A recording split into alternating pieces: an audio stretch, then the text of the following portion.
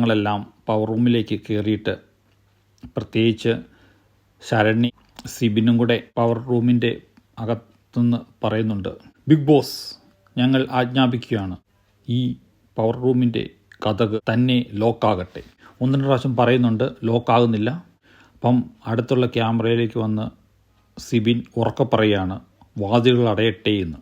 പറഞ്ഞു തീർന്നില്ല, വാതിൽ ഓട്ടോമാറ്റിക്കായിട്ട് ലോക്കായി. കാരണം അത് ഓട്ടോമാറ്റിക് ലോക്ക് കാന്തത്തിൻ്റെ സെറ്റപ്പാണ്.